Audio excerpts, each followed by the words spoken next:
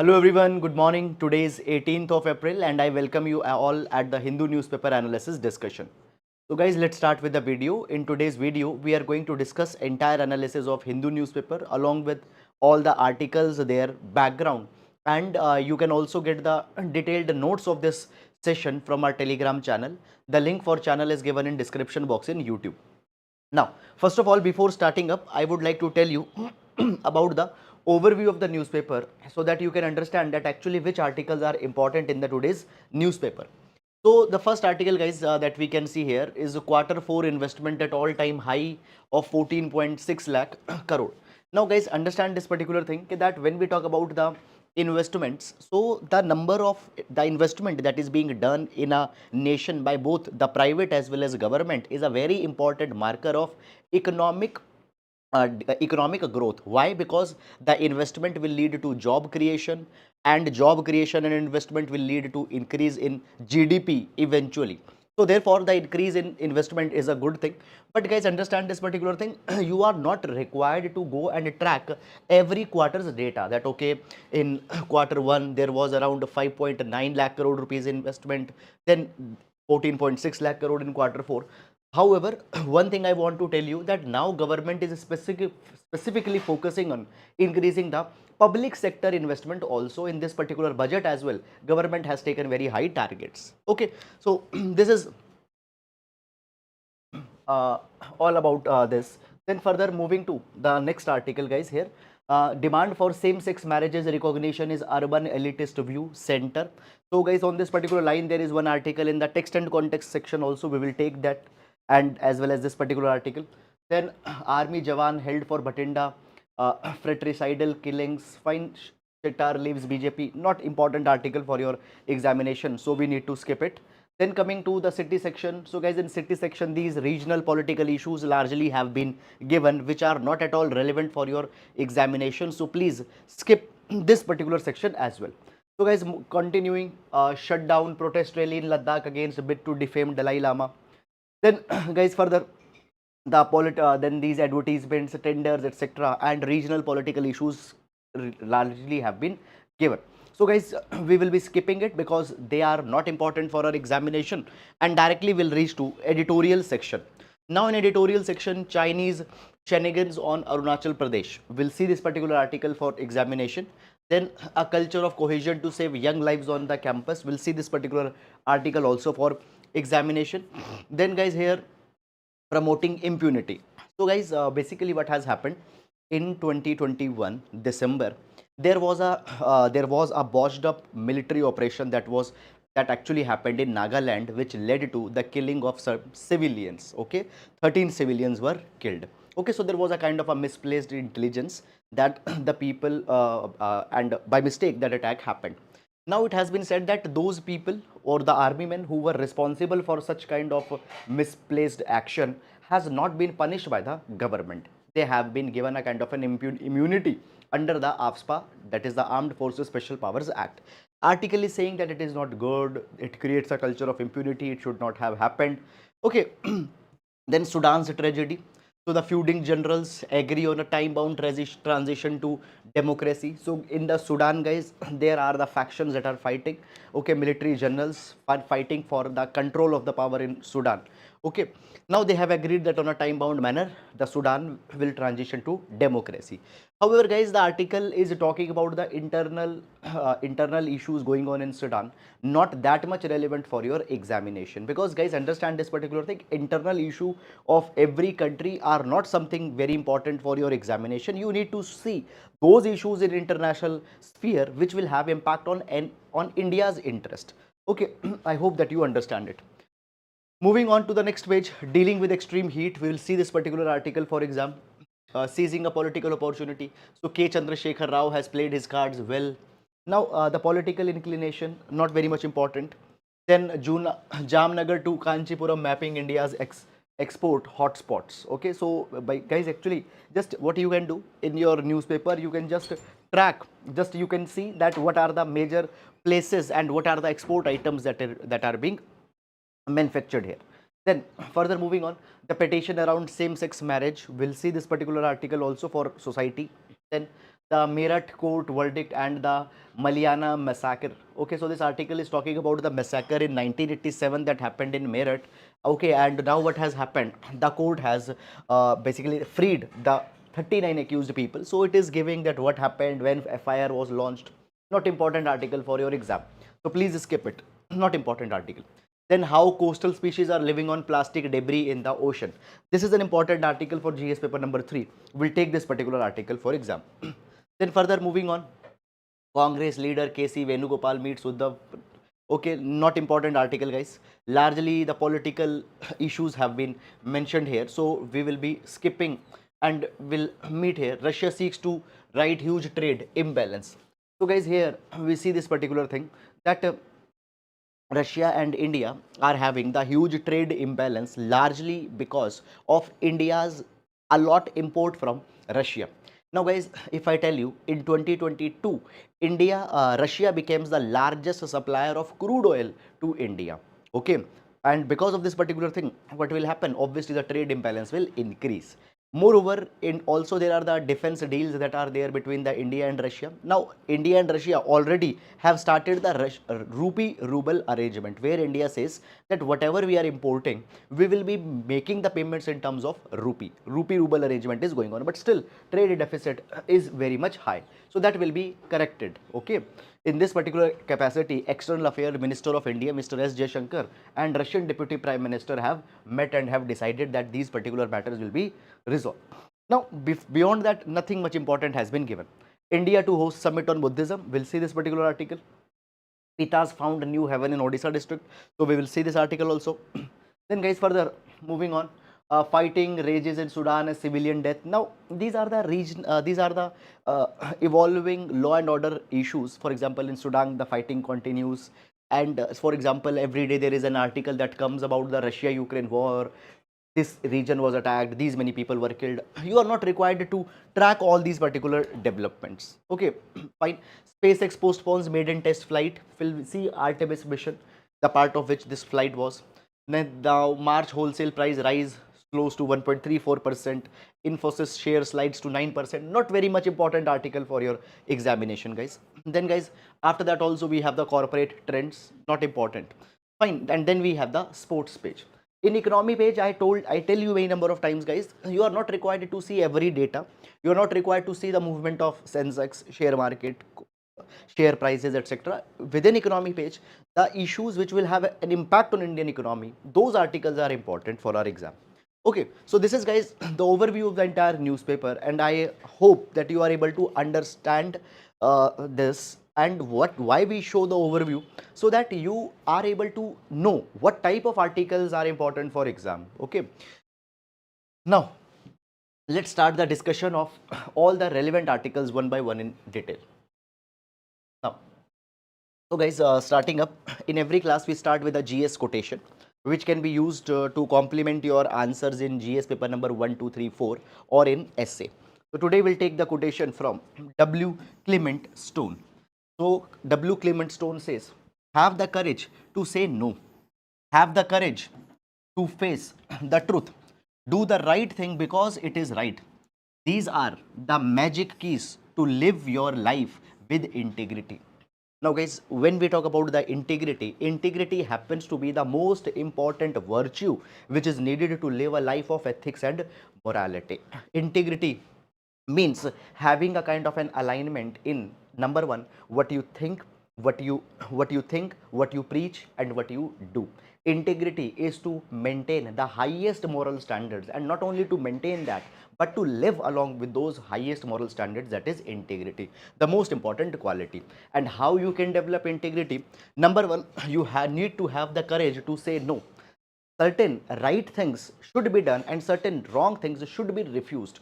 Sometimes we come under pressure. Sometimes we have a kind of we need the validation of other people. So we even say yes to the wrong things. So no, you should not do that. You need to have courage to say no to the wrong things. You need to have the courage to face the truth. You need to face the truth. Then do the right thing because it is right. Right should be done because it is right, and wrong should not be done because it is wrong. You should not bend, you should not come under any pressure. So all these are the magic keys to live your life with integrity. Very aptly we can use this particular quote in GS paper number 4, ethics, integrity and aptitude. Okay, now further moving on, and let's take the first article for today. Now starting up with the first article. So the guys, first of all, let's read the heading of this particular article. So this article we have taken from text and context page of the Hindu newspaper, and the article reads, how coastal species are living on plastic debris in the ocean. Now this particular article will see with respect to GS paper number 3, environment and conservation. GS paper number 3, environment and conservation. Now before going on guys in this particular article, I would like to tell you some of the background information which is very important for you to understand, and after understanding that background information we'll go in this particular article. So let's understand this particular thing. Guys, you might have heard a word that is Anthropocene. Anthropocene.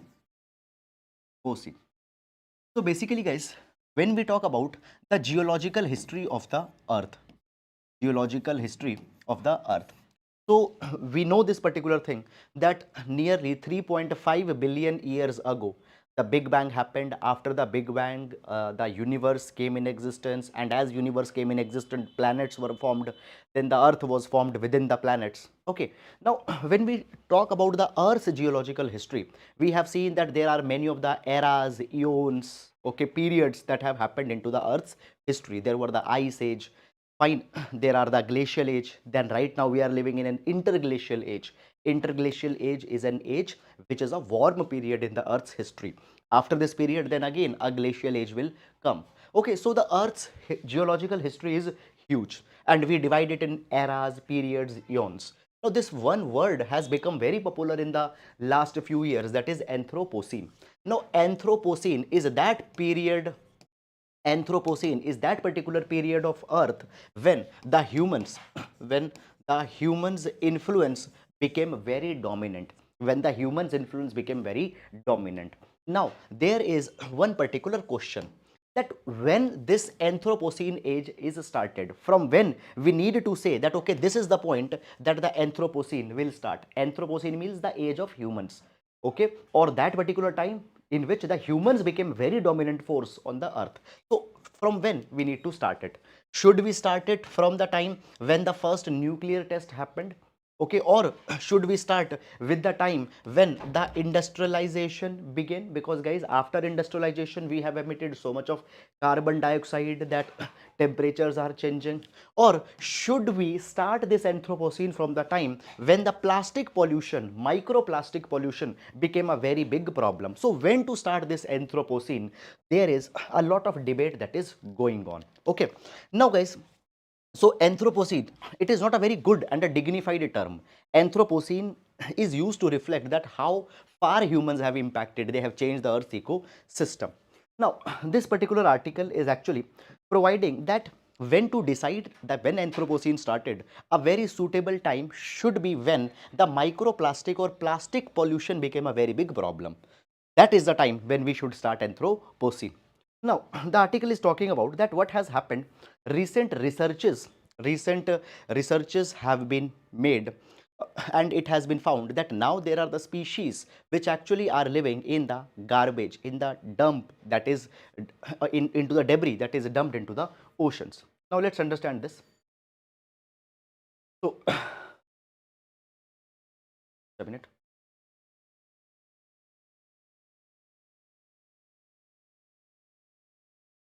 Okay, so guys,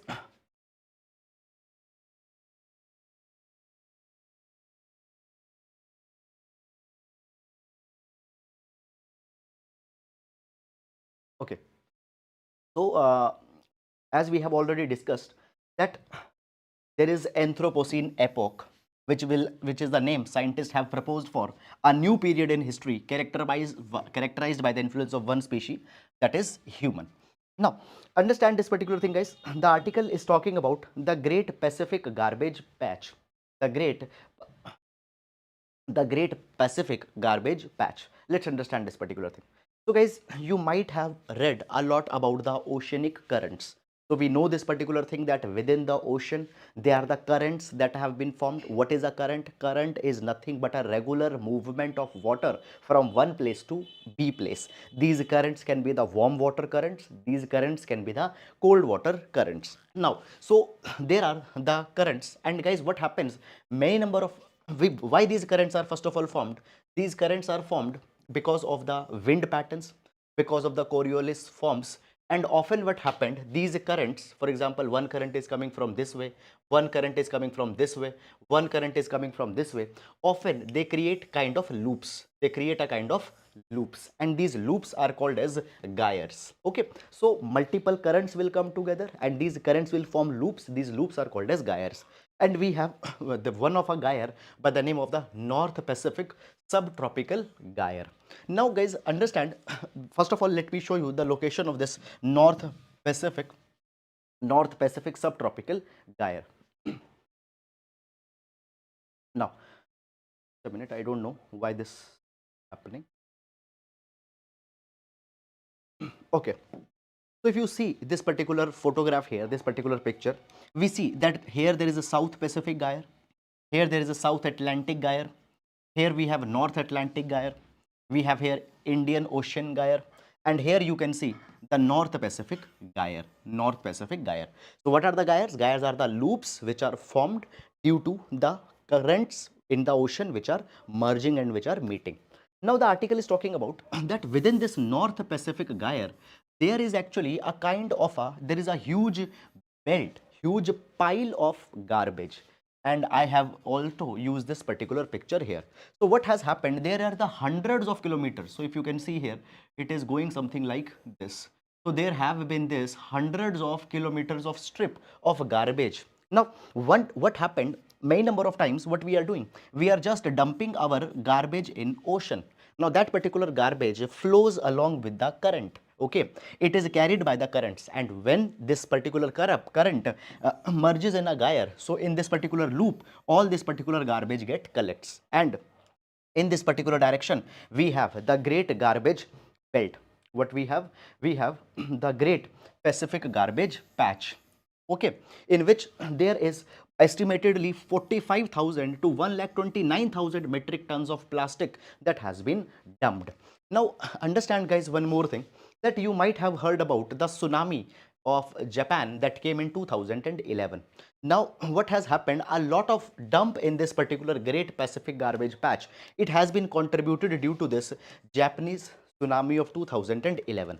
Now what has happened, the investigators, the researchers, they are investigating this particular garbage Pacific patch, and they have found that in this particular patch there are lot of invertebrate organisms that are living. Is it clear? So 98% of the items in this garbage patch, for example, there are the bottles, there are the cans, there are the some kind of containers. So 98% of the items, they have the invertebrate organisms living in that. Okay, they have mollusks, many number of mollusks, they have amoebas, they have mollusks, they have fungi, many such invertebrate organisms are living in that. Now this is not the first time that the living species have been found in this particular plastic. Earlier also the coastal species have been found on such kind of human made objects, but it was said that these are misplaced species, these are the misplaced species. But now we found this particular thing, that in this particular dump there are the species that are permanently living here. There are the species that are permanently living here, and this species is called as the Neopelagic species.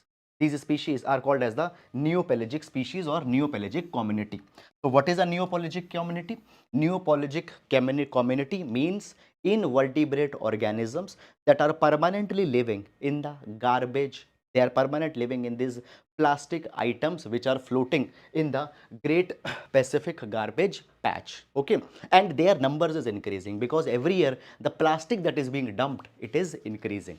So basically, it is being provided that right now the Anthropocene working group, they will meet this particular summer. Now Anthropocene working group, it is under the International Commission on Stratigraphy, and they will choose a final date that when we need to say that Anthropocene begin, which date is to be chosen or which year is to be chosen, that this is the beginning of Anthropocene, and they might be choosing the date when the plastic pollution became, or the year when the plastic pollution became a very big problem. So this is all about this particular article. Okay guys, so many of the new and many of the different and fresh insights have been given. So in this particular article, what we have understood about the Anthropocene epoch. We have understood about that there is a confusion then when Anthropocene epoch should start. Start when the first nuclear weapon test was made, should start when industrialization started, should start when plastic trash became a problem.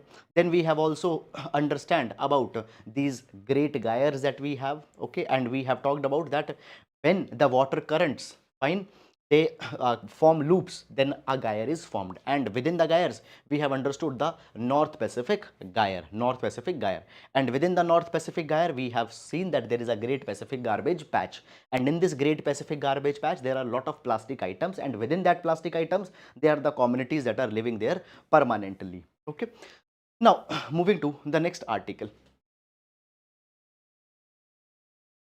the petitions around same-sex marriage. Okay, this is article that has come on text and context page, and there is one more article that is demand for same-sex marriage recognition is urban elitist view center. This is an article from the page number 1. Now this particular issue guys actually have came in the newspaper from so many of the days. Now before going in this particular article, let me tell you some of the basic information, and you might be knowing it already also because I have discussed it many number of times. Okay, so number one, we knew that there was section 377 in IPC, section 377 in Indian Penal Code, and section 377 actually criminalized the homosexuality. Originally it criminalized the homosexuality. Okay, and this section 377, okay, finally got struck by the Supreme Court in Navtej Singh Johar case. Okay, so guys, earlier also Delhi High Court struck section 377, but it got revived again by the Supreme Court. But finally, what happened in 2018 by the Navtej Singh Johar case, section 377 got struck. Okay, so homosexuality is not a crime. To be a gay or a lesbian in India right now is not a crime. But then there was a demand by the homosexual people that the next step should be to give recognition to same-sex marriages. To give recognition to the same-sex marriage. As of now, same-sex marriages are not legally recognized in India. They want that under the provision of Special Marriage Act, they should be allowed to get married. And they are also saying that not only marriage, at many other places also they are discriminated. For example, in adoption they are discriminated. Okay, in matters of adopting for surrogacy they are discriminated. Now all these kind of discriminations are not allowing them to get married. It is a violation of the Nalsa judgment. It is the violation of Nalsa judgment. Okay, so the Nalsa judgment was given by the Supreme Court, fine, where it was provided that the right to equality is to be given to the transgender community, okay, and as well as to the homosexual people. Now, so what is right now going on? So guys, the petition was filed in multiple high courts. And in all these petitions there was one demand that allow them to get married. Now what has happened, Supreme Court has brought all these petitions to itself, and now right now the Supreme Court is hearing the matter that can the homosexual marriages be allowed in India or not. So in this particular capacity guys, what has happened, center government is submitting their response, and the NGOs, civil societies, or the homosexual people who are fighting the case, they are submitting their own arguments. Now, understand one particular thing, that a decision has not come in this particular direction. The decision will finally be given by Supreme Court, but till now, the arguments and counter arguments are going on. Just a minute. Now, what has happened, when we talk about guys, the same-sex marriages around the world, understand this particular thing, that first of all, the Netherlands was the first which legalized the same-sex marriages in 2000, and since that there are 34 countries in the world that have legalized the same-sex marriages, either through the legislation, either through a law brought by their parliament, or through the court decisions. Okay, now India is right now debating this. If India allowed the same-sex marriages, India will become the 35th country which will legalize the same-sex marriage. But right now it is not. Now, guys, right now there are 50 countries that allow the same-sex couples, that is the lesbians and gays, to legally adopt a child. Right now, guys, basically when we talk about the laws in India, for example, the Juvenile Justice Act, okay, Juvenile Justice Act, it provides for CARA, okay, it provides by CARA, that is Child Adoption and Resource Agency. It specifically provides that the male same sex, it provides that first of all, a single parent can adopt a child, but a single male parent can only adopt a male child, not a female child. It talks about that the married couple can adopt a child, but what is marriage? Marriage is a union between heterosexual people. Marriage is a union between heterosexual people. What about the homosexual married people? They are not recognized, and then therefore they cannot adopt a child. If two gay people are there, two male gay people are there, and if they are living together, can they adopt a girl child?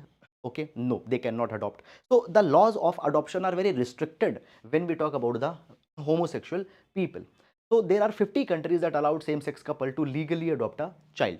Moreover, guys, American Sociological Review has provided this particular thing, that the children raised by same-sex parents, they outperform children who were raised by the heterosexual parents.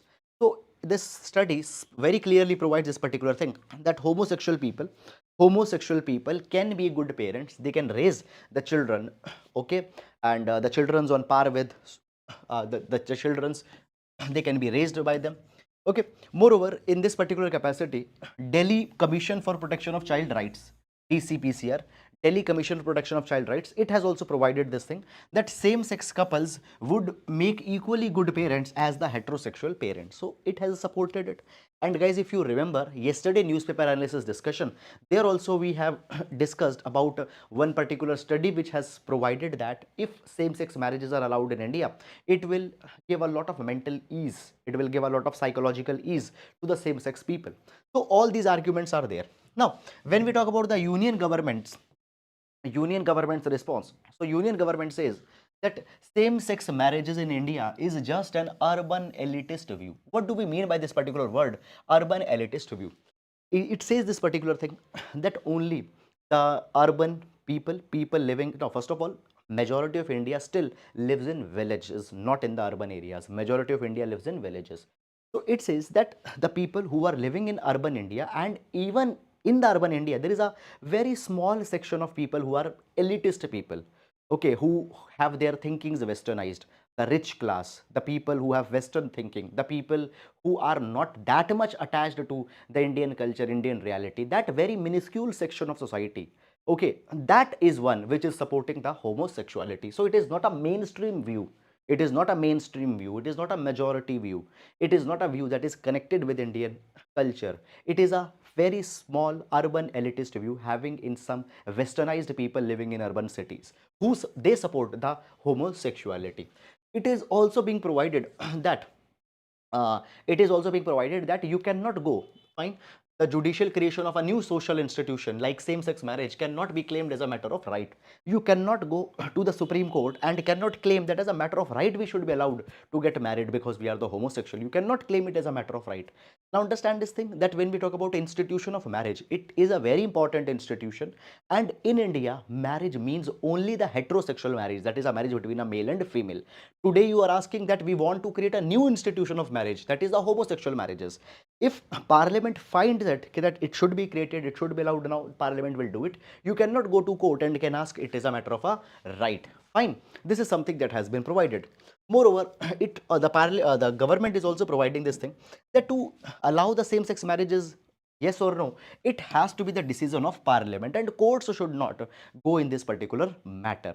Okay, because government at the end of the day is elected by the people, and such elected government should decide this particular matter.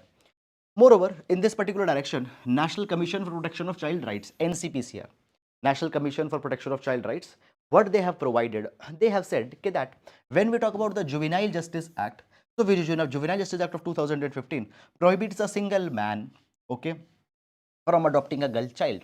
So they cannot adopt. Moreover, the NCPCR has also provided that Catholic University of America says that there will be the emotional problems that will be suffered by the children of the same-sex couples. They will not be able to get that particular kind of an environment, because a motherly love, motherly affection is different. A fatherly love, fatherly affection is different. But same-sex couples, who is a mother, who is a father, it is not easy to be determined. Okay, so same kind of emotional support will not be given to these children. So therefore, they have not supported the idea. Now, understand this, guys. This is some of the important viewpoints that are coming, but you are not required to go track and learn and remember all of these viewpoints. So why? Because finally the Supreme Court will give the decision in the times to come, and whatever the Supreme Court will say, then we will understand it, and according to that, we need to write our answers.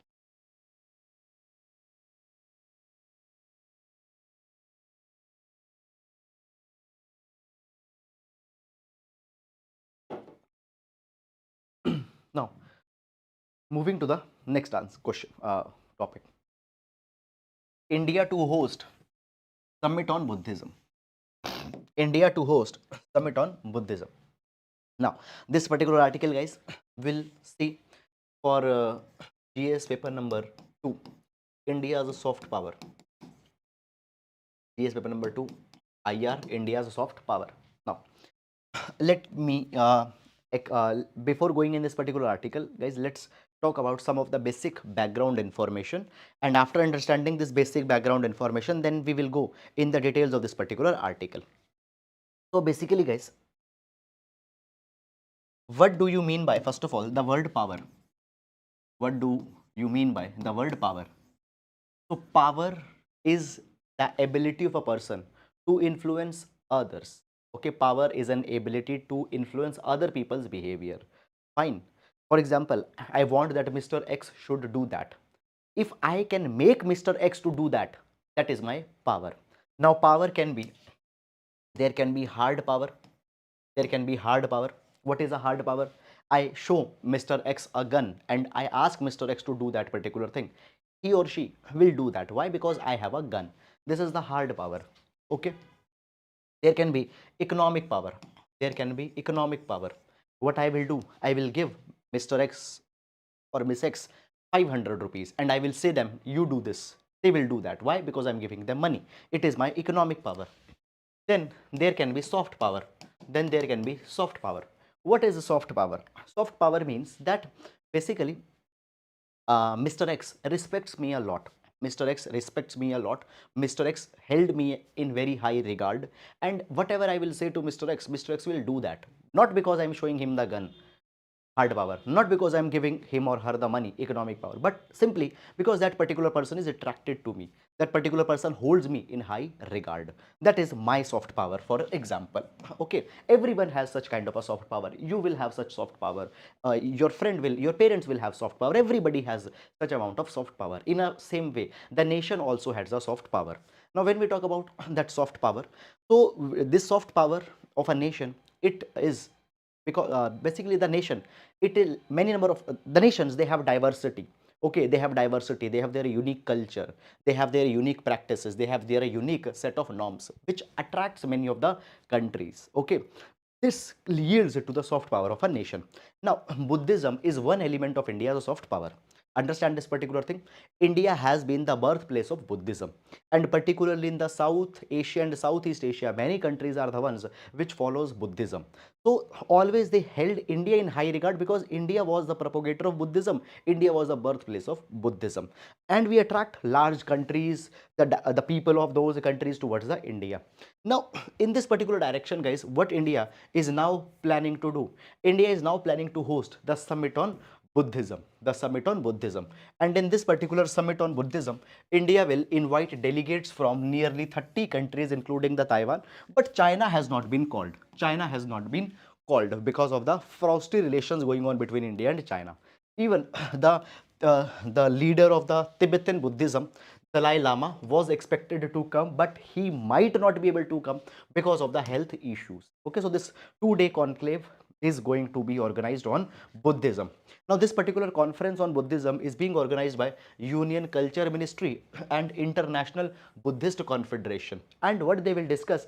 They will discuss the contemporary present day issues that Buddhism is facing and how Buddhism can solve most of the complex problems of the world due to the because of the Buddhist ideologies, because of the Buddhist philosophies, etc. Now, when we talk about, guys, India, you know this particular thing, that India, already I have told you and you also know, India is the birthplace of Buddhism. And this summit on Buddhism, it aims to find solutions. It aims to find solutions to the problems such as climate change, poverty, conflict. Okay. Now, this particular conclave is themed as responses to contemporary challenges from philosophy to praxis. Will be in, now it will be inaugurated by Prime Minister. Praxis means practice. Okay, responses to contemporary challenges from philosophy to praxis.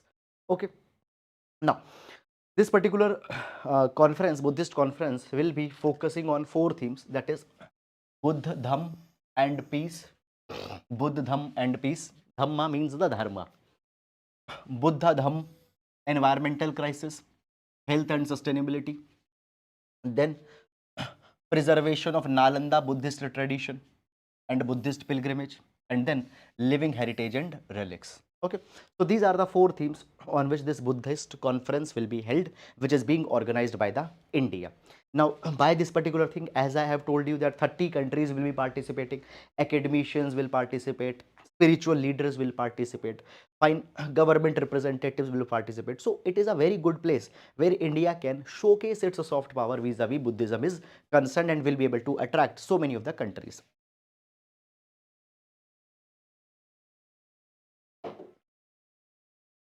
So this is all, guys, about this particular article. And now moving to the next article. A culture of cohesion to save young lives on campuses. A culture of cohesion to save young lives on campuses. We'll see this particular article with respect to GS paper number 2, welfare. GS paper number 2, issues of welfare. Now, so basically, guys, we have seen a lot in the newspaper that often talented, promising students, fine, they are committing suicides. They are taking the extreme steps. Now, so the article is talking about that between 2018 to 2023, within the span of 5 years, nearly 61 students have ended their lives in the premier institutions alone, that is IIT, NIT. Okay, if we talk about the numbers in entire India, that it will be very much high, but just in premier institutions, more than 60 students have committed suicide. So it is talking about that today what is happening, the campuses, universities, colleges, campus premises, they have become large and impersonal space. Okay, they are not able to give a tender touch, they are not able to give the personal touch to the students. Students often find themselves alienated, students often find themselves detached when they go in these institutions, and often when they face anxiety, depression, and when they have no way to go around, what they do, they take extreme steps and they are committing suicides. Now, the article is talking about this thing, that today the family support is going down. Earlier, we used to have the joint families. Earlier, we used to have. Now, see, understand this thing, that in the early childhood, many number of times, many of the children, they developed emotional distress, and when they are developing these emotional distress, they could reach to their family, their parents, their grandparents, their siblings, their other relatives, and can share that emotional distress, and they might get solution to that, so a relief might come. But that was a possibility in joint family. Today what is happening, there are largely nuclear families that have replaced joint families, and even in these nuclear families, both of the parents often are working. They are not able to spend too much time with their children, they are not able to share the problems of their children, and when the children are developing this emotional distress, they have no other place to share.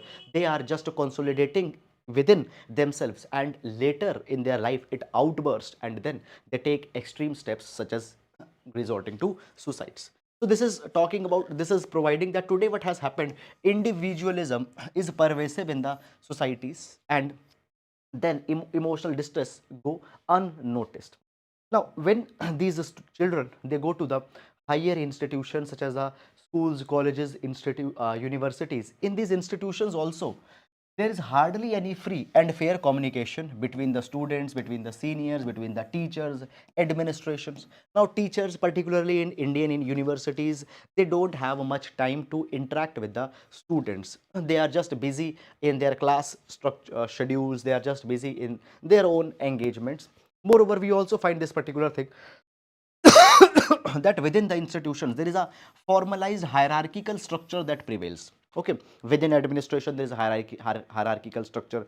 In terms of the students and teachers also there is a kind of an hierarchy that goes on, and many number of times students are not able to break through this hierarchy and are not able to share their emotional problems in these hierarchical structures. Now when we talk about, guys, the most campus suicides in India that are happening, they are because of multiple reasons. Number one, there is academic pressure always on the students that they have to perform. Then there are the family circumstances, then there are the personal reasons, and all these kind of things create the stress. Now understand this particular thing, guys. Many of the sources of distress lie outside the purview of the higher educational institution. Okay, for example, some children, they come from the families where there are a lot of economic hardships. Some children come from the family where there are a lot of trauma troubles are going on. So obviously the reason of the stress is outside. That is true, but we need to understand that within the institutions there need to be the formal facilities, counseling facilities need to be there, which can be provided to the students. Now in this particular comparison, if we see the example of the American universities, so we can learn a lot from the American universities. So within the US there are the dedicated counseling centers in the universities, and these counseling centers have the range of psychological services. They can provide the evaluation, counseling, consultation to the students. They can provide therapies to the students.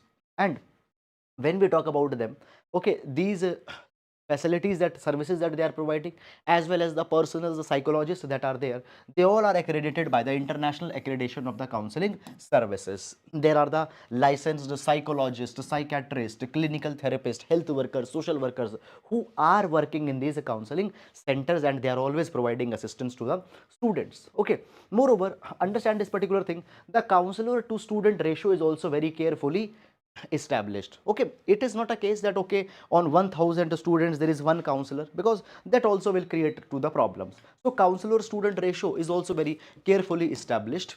Moreover, next thing, that when we talk about that in Indian universities, psychological counseling services, it is either not existing, or if it is existing then it is limited in so a kind of a small physical space in a corner of the institution is given to them, and there are very small limited number of trained psychologists, psychotherapists. They are not able to provide support to most of the students that need it. So we needed to ensure this particular thing, that today our institutions, they need to become more sensitive. Today our institutions, they need to have the abilities that they are able to reach to all the students, and should be able to provide the assistance to all of them. So this is something that we needed to ensure. Okay, so that is all, guys, about this particular article. And now moving to the next article, dealing with extreme heat. Dealing with extreme heat. Now this particular article, guys, we'll see with respect to GS paper number 3. GS paper number 3, environment. GS paper number 1. GS paper number 1, geographical phenomena. GS1, geographical phenomena. GS paper number 3, environment. Now the article is actually talking about the rising number of heat extremes, about rising number of heat waves, heat strokes that have increased a lot. So the article is providing this particular thing, that around 350 million Indians, they have been exposed to the strong heat waves between the April to May of 2022. and already we are right now in the month of April and the heat extremes have started to increase. Already the temperature of 43 degrees Celsius have been recorded in the parts of the northern India. So heat waves are about to come. Now, it has been provided that between 21 to 2050, it is expected that the maximum temperature is going to increase within the range of 2 to 3.5 degrees Celsius in 100 districts and 1.5 to 2 degrees Celsius in around 455 districts. So, because now you are not required to remember these numbers, but you just need to understand that there are many number of districts, there are many of the number of the districts where the temperatures will increase, and not only the temperatures are increasing in the month of summer, but also in the months of the winters. Fine, in the months of the winters the temperature is increasing. Now a minute. Now the article is talking about that when we talk about the such sharp rise in the urban temperature, okay, it is rare. Such sharp temperature rise, that is 2 to 3.5 degrees Celsius, it usually don't happens, but now it is happening because of the climate change problem that is coming, because of the climate change problem that is coming. Moreover, when we talk about, guys, our cities, they also face a phenomena called as urban heat island effect.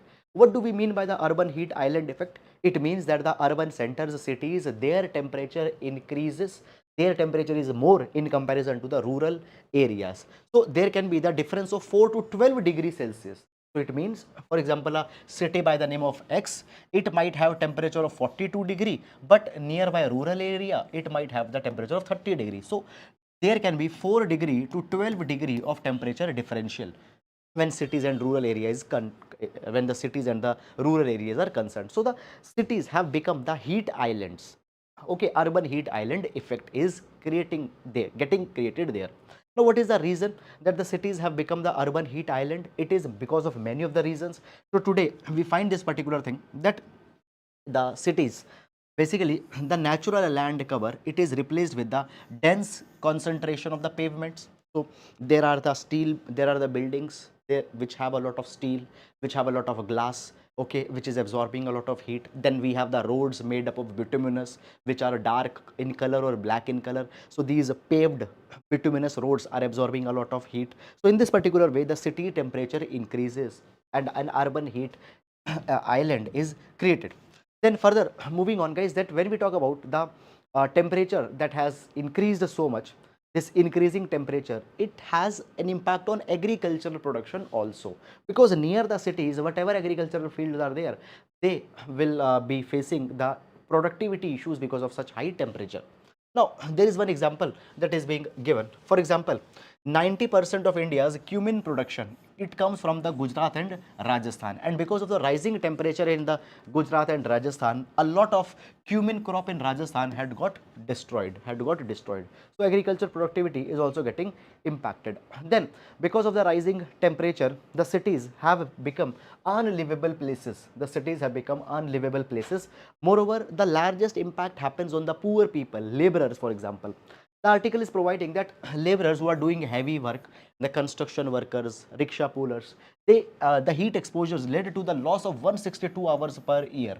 Because of the high and excessive heat, either they are not able to do work, or secondly, uh, what happens many number of times, because of the heat strokes, they fall ill, and because of that particular thing, uh, and the next thing that comes here is that either they are falling ill, because of that a lot of time is lost, or second thing that comes here is that they are not able to work altogether. Fine, this is a very big problem. Then mitigating the problem. So there is an urgent need that we need to reduce the urban heat island effect. Now, how to reduce the urban heat island effect? We need to rethink that how the cities can be redesigned. We need to use more permeable materials. We need to have more grasses. We need to have more green spaces. Green infrastructure needs to be there. Paved ways needs to be reduced. Okay, the construction materials need to be used in such a way that they are heat, that they don't absorb too much of heat. Such some examples can be given. For example, using brick jalis for ventilation. So within the walls, there needs to be the brick jalis, something like this. Suppose this is a wall. So within the walls, there can be openings, okay, brick jalis. brick jalis, which allow the passing of the heat. This is something that can be done. There can also be the terracotta tiles that can be used into the buildings, which allow hot air to escape. Moreover, guys, within the city, anthropogenic heat emissions, emissions from vehicles, emission from the air conditioning. When we use a lot of electricity, there are the emissions out of that. Oh, fine. So we need to reduce these anthropogenic heat emissions also. Then building standards need to be upgraded. Now, guys, if I just give you an example, today the big metropolitan cities, what we have done, we have just madly copied the building designs of the West. So in the West, for example, if you go to Europe, if you go to North America, there the buildings are made up of glass. It is a compulsion or it is a necessity for them to make the glass buildings. Why? Because in the North America or in the Western Europe, the problem is of basically they have already very cool temperatures, and their major expenditure is not on cooling but it is on heating. So what they use glass, so that the glass absorbs the heat and a kind of a greenhouse effect is created in the building, and the temperature, it becomes ambient. So they are using the glass because their major problem is cool. Their major problem is that they have already very low temperatures. But when we come to India, in India, the problem is of heat, and we are building the glass buildings. Now, these glass are absorbing even more heat. So, then we are spending a lot of money on air conditioning. So, glass buildings are not at all suitable for India because of the India's geographical location. But we have not done too much. So, building standards are needed to be upgraded in this capacity. Building standards are needed to be upgraded. Moreover, we also need to use cleaner cooking fuels which can reduce indoor air pollution, which further will also reduce the urban heat island effect. Now here there is an example of Chandigarh that has been given. Now the guys, Chandigarh, when we talk about it, Chandigarh is a planned city. And always the architecture of Chandigarh has been held. Now when we talk about Chandigarh, it is a city which has been set up onto the foothills of the Shivaliks. Okay, and when we talk about the Chandigarh city, there are many of such kind of examples of Chandigarh that can be integrated in another cities also. For example, there is a large green belt of mango trees that have been planted around the city to help the reduce urban sprawl. Now understand this particular thing. Suppose this is a city. Now what happened over a period of time, this particular city expands, and it expands in a kind of a very much unplanned manner. We call it as an urban sprawl. Now what has happened in the case of the Chandigarh? So around the city, there is a plantation of the mango trees that have been created, so that unplanned construction cannot happen here. Moreover, it will also divide the Chandigarh residential city and the industrial hubs. So industrial hubs will stay at a distance. They cannot come, okay, and they cannot come very much close to the residential city because of this mango plantation that has been raised. So it is a very important, it is a kind of a very intelligent intervention that has been done in Chandigarh. Then local architecture, fine, mud houses have been created. Fine. Now these mud houses, they create a template to build the climate responsive architecture. Moreover, what has happened in Chandigarh, a rivulet has been dammed, and the Sukhna lake, fine, an artificial lake has also been created. Now this Sukhna lake helps to cool the city. Then there are also the water bodies that have been developed near the large buildings. Then there are the park in every sector. There are the tree plantations along with the major roads. So these plants, these water bodies, what they are doing, they are helping to keep the city cool.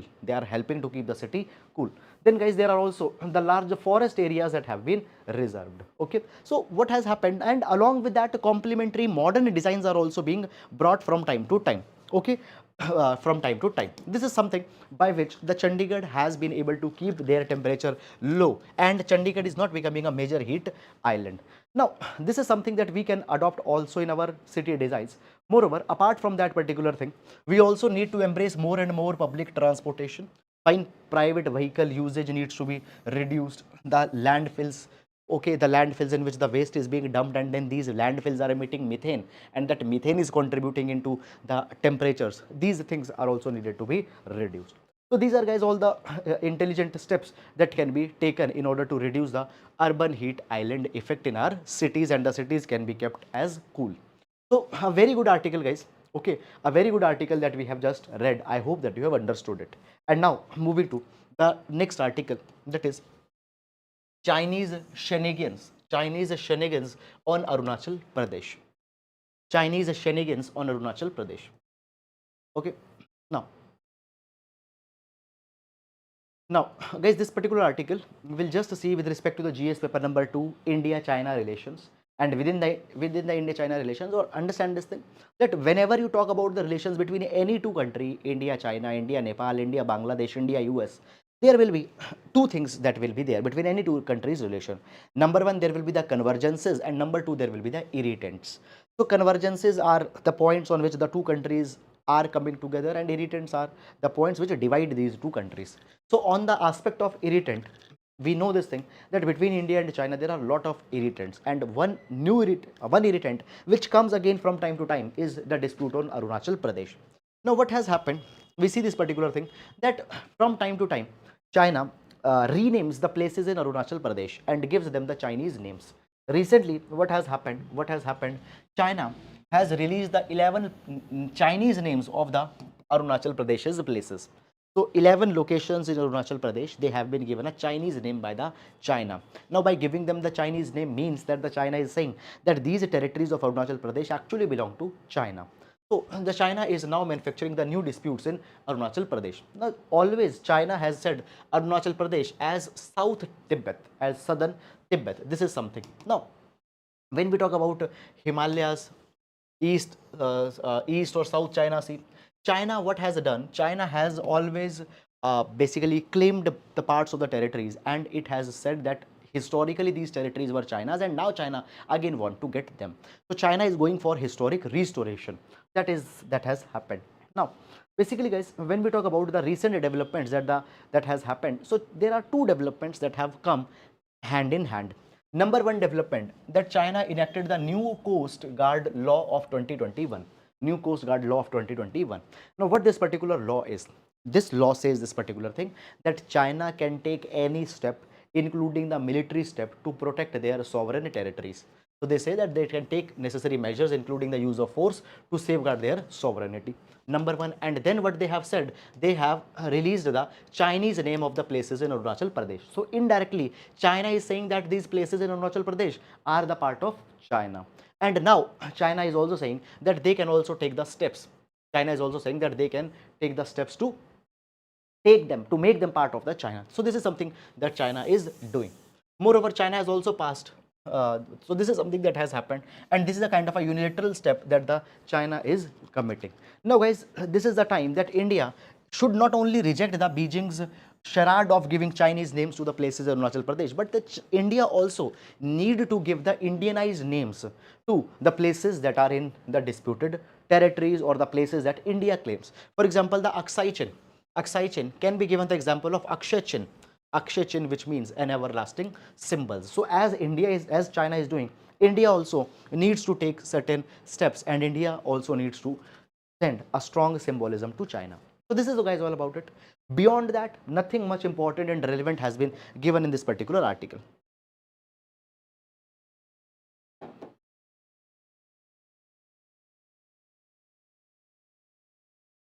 Then the next article, Pitas found new heaven in Odisha district.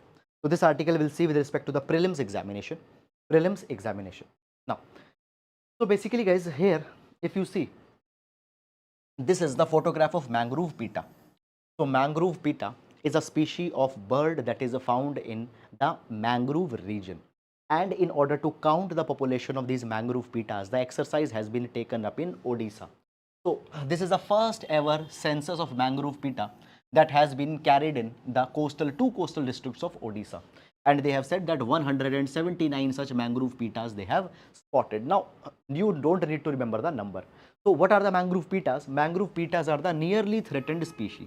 So they have been given the status of nearly threatened on IUCN red list. Okay, and they are found in very small packets of the eastern India. They are found in Bhitarkanika in Odisha. They are found in the Sundarbans in West Bengal. And this is the first census of mangrove pita that has happened in the Kendrapara and Jagatsinghpur in Odisha. Okay, so this is something that has been there. So mangrove pita, it is largely found in coastal mangrove forest. Okay, Fine. So this is all about it. So just you need to remember their status, the place where they are found.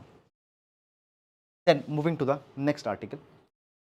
SpaceX, SpaceX postpones maiden test flight of the world's biggest rocket Starship.